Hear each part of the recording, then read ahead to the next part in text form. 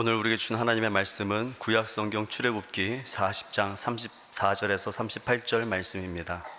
구름이 회막에 덮이고 여호와의 영광이 성막에 충만하매 모세가 회막에 들어갈 수 없었으니 이는 구름이 회막에 덮이고 여호와의 영광이 성막에 충만함이었으며, 구름이 성막 위에서 떠오를 때에는 이스라엘 자손이 그 모든 행진하는 길 앞으로 나아갔고, 구름이 떠오르지 않을 때에는 떠오르는 날까지 나아가지 아니하였으며, 낮에는 여호와의 구름이 성막 위에 있고 밤에는 불이 그 구름 가운데 있음을 이스라엘의 온 족속이 그 모든 행진하는 길에서 그들의 눈으로 보았더라. 아멘.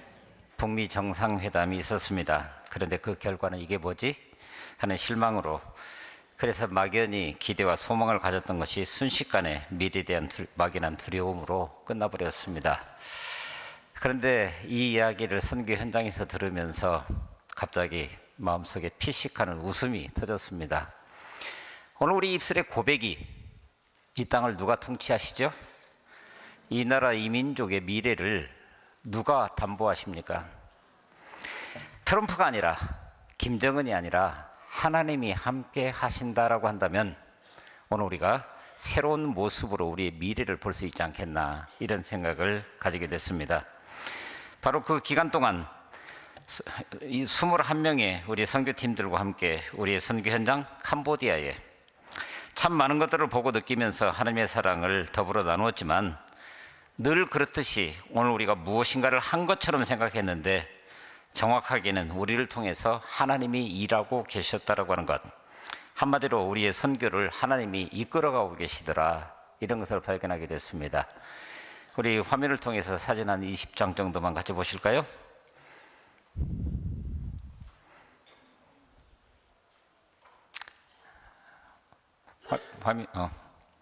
터널교회 헌당식 갈 때 테이프 커팅하는 장면입니다.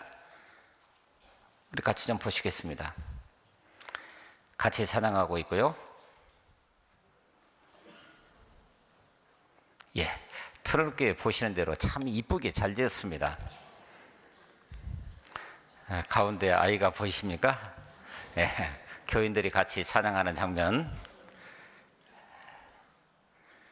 그리고 준비해간 빵을 같이 나누는 그런 시간입니다.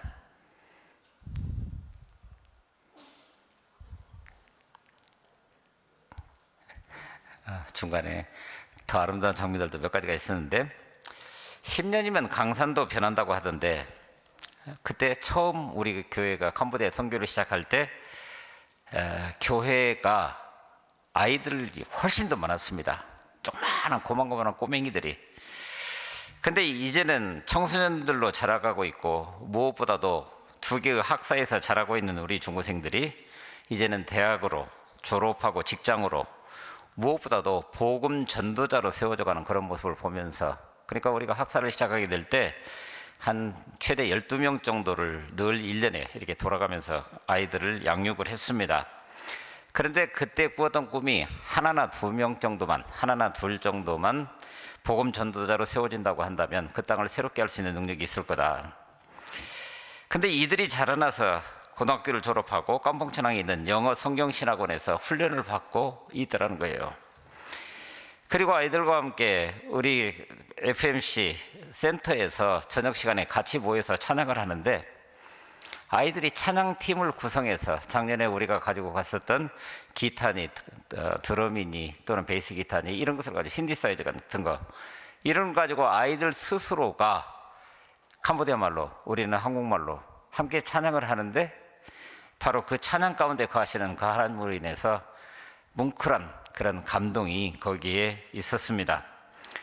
그래서 선교사님, 이제는 젊은이 사역부 여름 미션 트립이 이루어지게 될 때 아이들 중심으로 해서 여름 성경학교만이 아니라 이번에는 CM립에서 2박 3일 정도 그 아이들과 함께 청소년 캠프를 지금 구상하면서 기대에 들떠있는 그런 모습을 보게 됐습니다.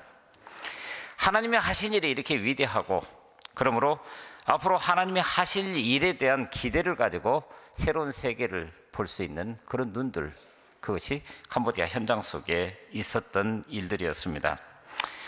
자세하게 보고할 시간이 또 있을 것으로 알고, 오늘 우리는 그 하나님이 하신 일, 그리고 하나님이 앞으로 하실 일, 이것에 대한 새로운 기대를 가지고 나아가게 되는데, 바로 오늘 본문을 통해서 주신 말씀이 그것입니다. 출애굽기는 이스라엘이 시내산을 떠나는 장면에서 끝나고, 그리고 본격적인 광야 생활이 시작되는 민수기로 이어지게 됩니다. 그런데 그 사이에 어떤 일이 있었습니까? 시내산에서 이스라엘과 언약을 세우신 하나님께서는 이것이 출애굽기 19장부터 24장 사이에 이루어진 일입니다. 이제 모세를 불러서 따로 말씀하십니다.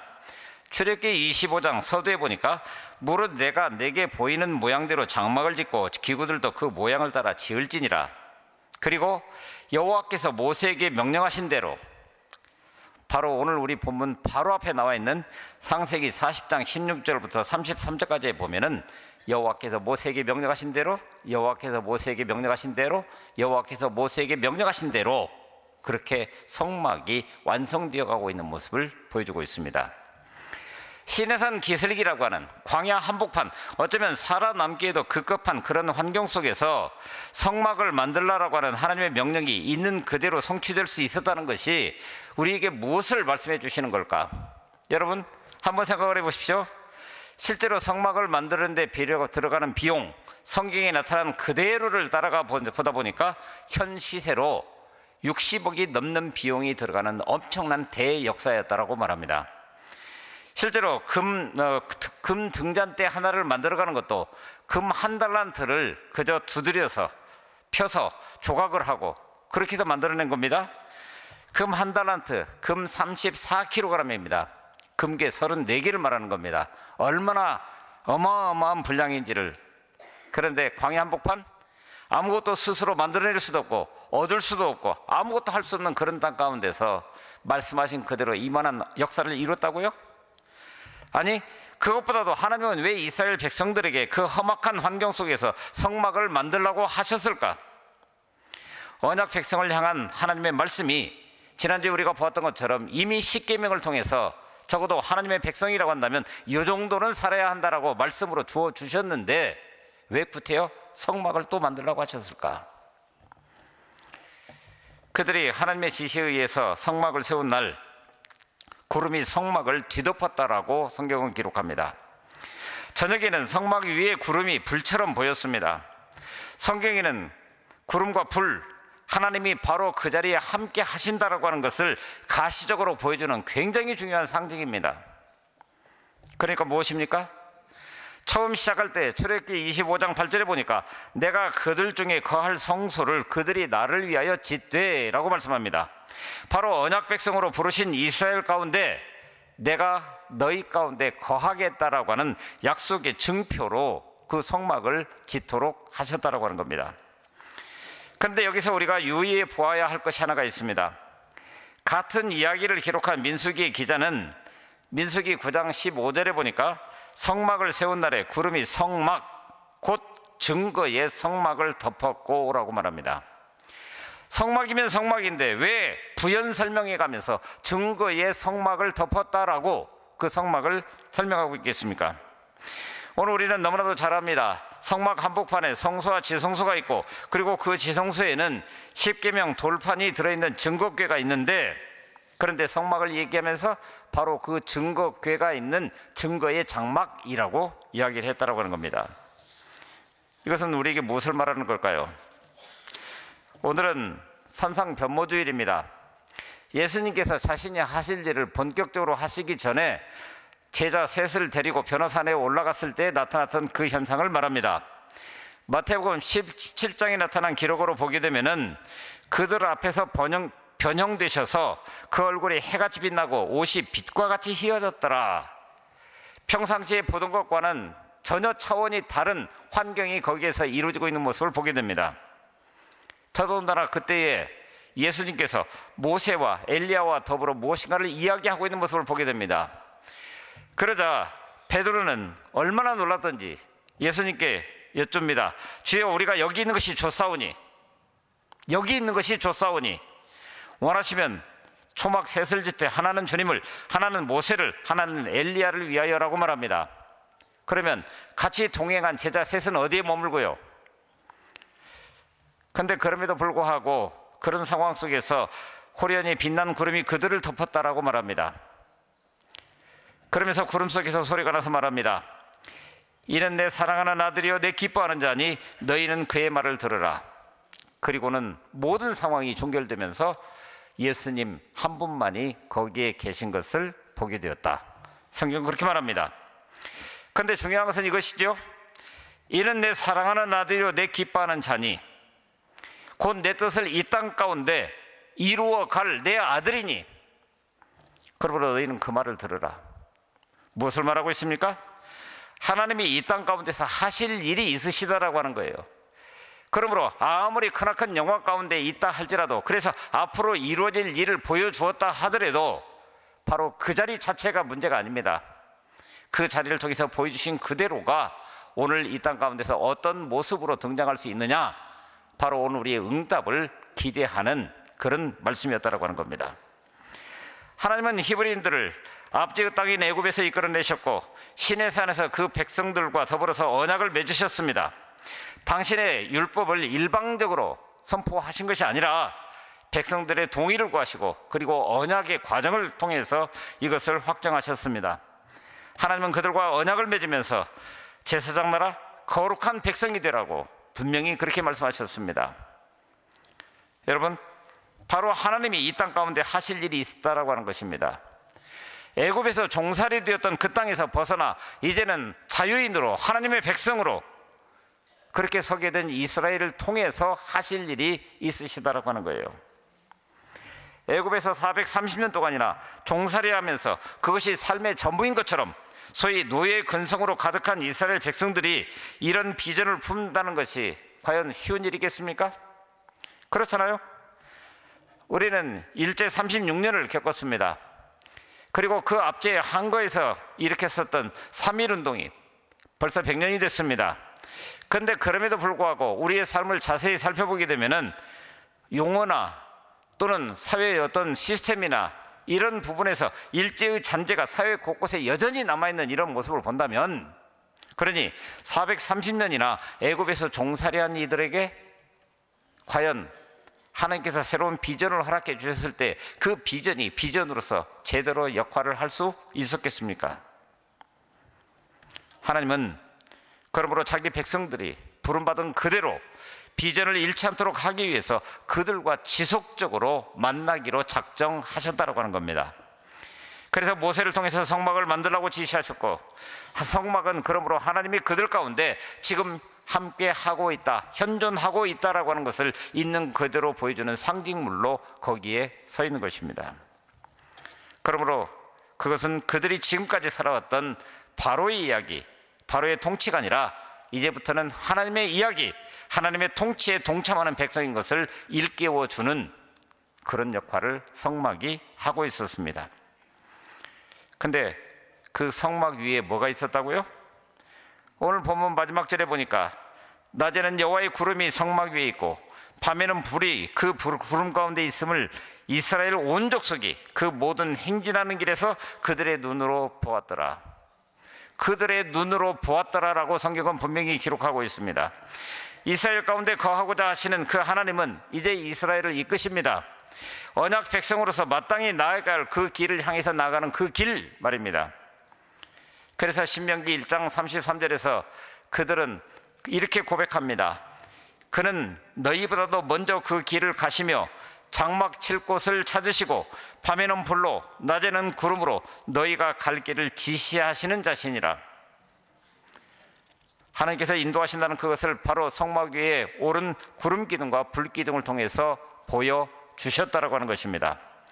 그래서 오늘 본문 36절 37절에서도 구름이 성막 위에서 떠오를 때에는 이스라엘 자손이 그 모든 행진하는 길에서 앞으로 나아갔고 구름이 떠오르지 않을 때에는 떠오르는 날까지 나아가지 아니하였더라라고 아주 단순하게 기록하고 있지만, 여러분 구름 기둥을 따라가는 이스라엘의 상황을 한번 머릿속에 그려보실 수 있기를 바랍니다. 구름이 움직입니다. 그래서 그 기둥을 따라서 며칠을 가게 됩니다. 몸이 피곤해집니다. 그리고 옆에 보니 오아시스도 있습니다. 그러면 몸도 씻고 잠도 좀 더 자고 며칠을 푹 쉬고 싶은 마음. 그런데 아침에 일어나서 성막을 바라보니 구름이 여전히 움직이고 있더라는 겁니다. 하루 쉬고 싶은데 또 장막을 걷어야 됩니다. 그리고 뜨거운 광야길을 있는 그대로 가야 합니다. 그러다 보니 어느 순간에 지금 여기까지 온 것이 모두 하나님의 은혜입니다라고 고백하는 했음에도 불구하고 그것이 은총이었다라고 이야기를 하면서 이제는 짜증으로 바뀌고 있는 모습을 보고 있는 겁니다. 바뀌게 된 원인이 뭘까요? 내 뜻대로 좋은 환경에서 내 뜻대로 더 편하게 살고 싶은 것이 내 생각인데, 하나님은요, 백성을 자신의 백성으로 부르신, 이스라엘을 자신의 백성으로 부르신 하나님의 마음은요, 여전히 움직여가는 거예요. 반대의 경우도 있습니다. 구름 기둥이 가다가 머뭅니다. 도착해서 보니 도무지 머물 만한 곳이 못 되는 환경입니다. 오아시스도 없습니다. 가끔 뱀과 정갈도 나타나서 괴롭힙니다. 보다 더 안전하고 쾌적한 환경으로 옮겨야 되는 것이 마땅한 그런 나날들입니다.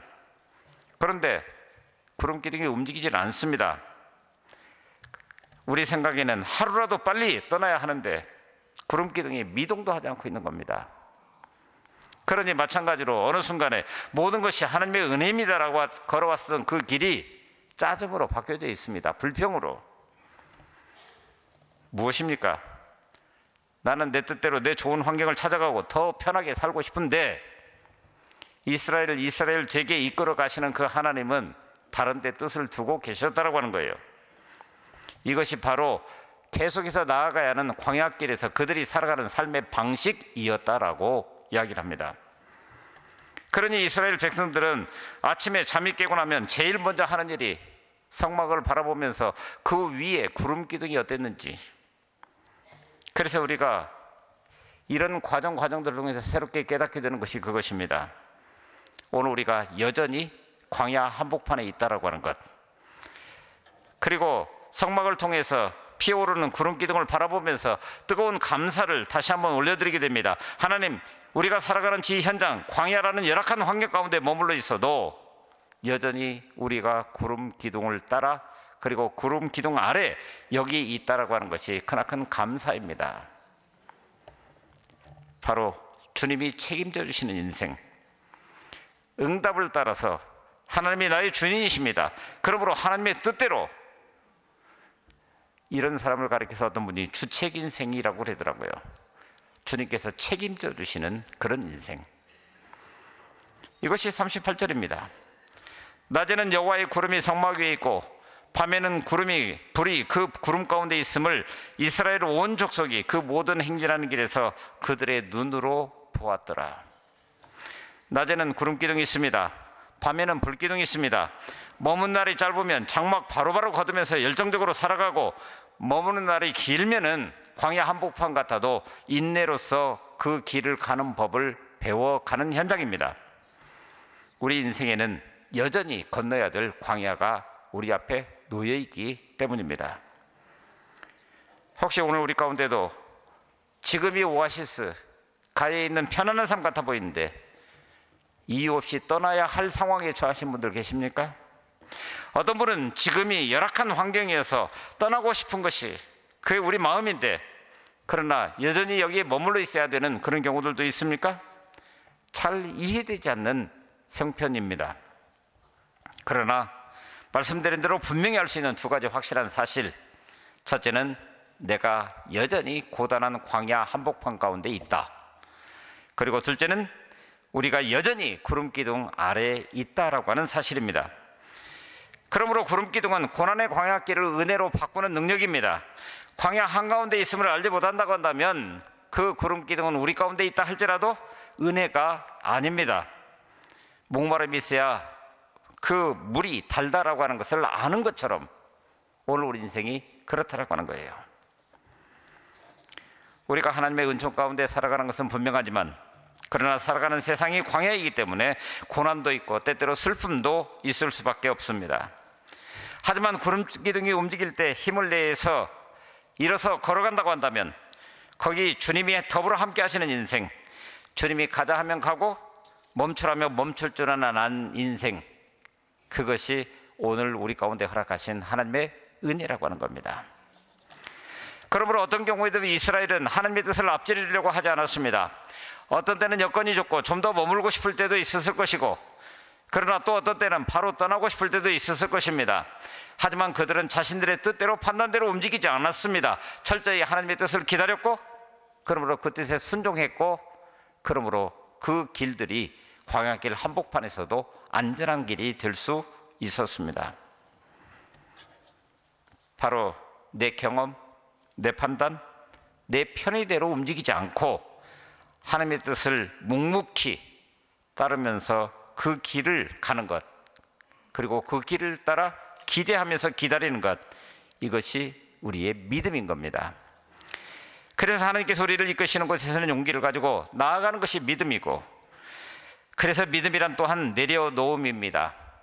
모든 염려와 근심을 주님께 내려놓으십시오. 내 계산도 다 내려놓으십시오. 세상에 살면서 우리 영혼은 채워질 수 없는 공허함 속에서 늘 흔들릴 수밖에 없는 그런 인생길 같아 보여도 다 내려놓고 주님만을 의뢰한다고 한다면, 너희 마음을 다하고 주님을 의뢰하고 너의 명체를 의지하지 말아라. 네가 하는 모든 일에서 주님을 인정해라.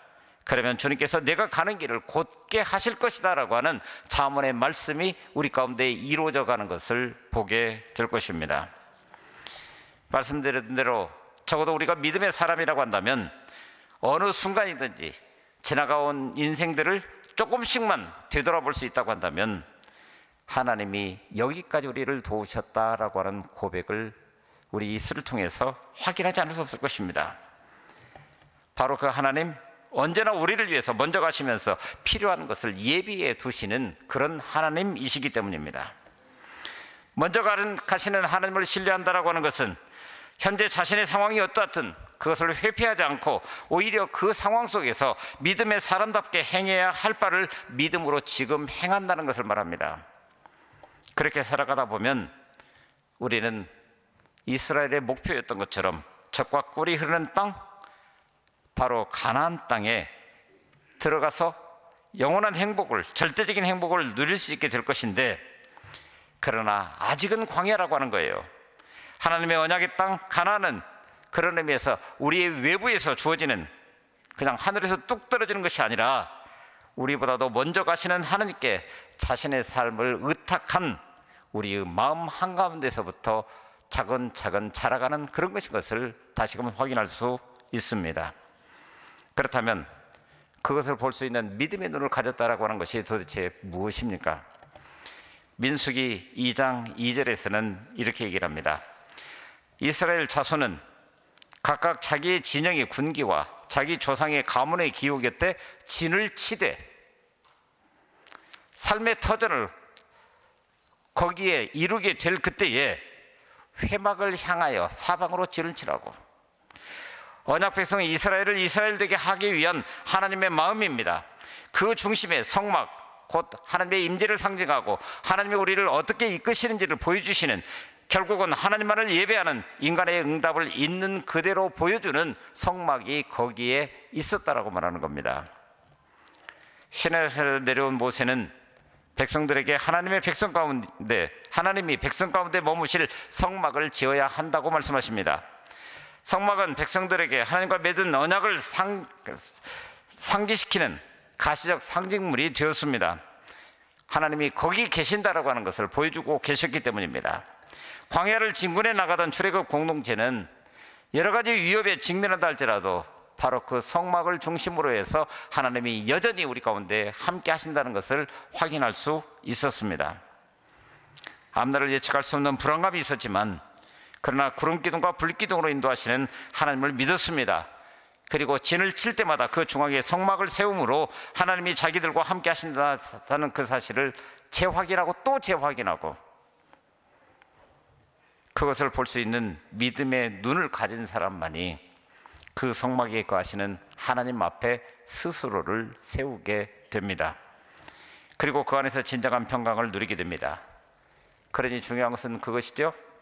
광야 한복판, 바로 우리 인생입니다.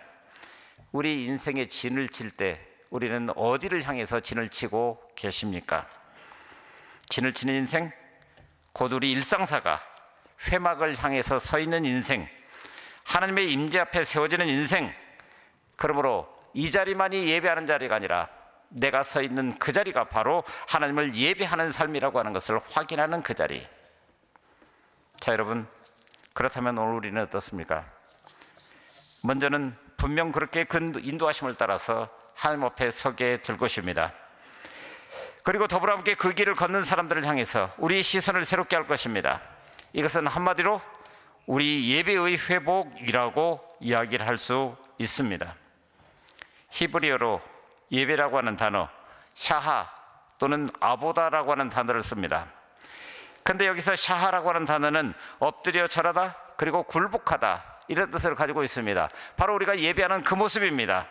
그런데 놀랍게도 똑같은 예배가 아보다라고 하는 단어를 통해서 봉사와 섬김 그리고 우리의 헌신을 이야기하고 있다고 하는 겁니다.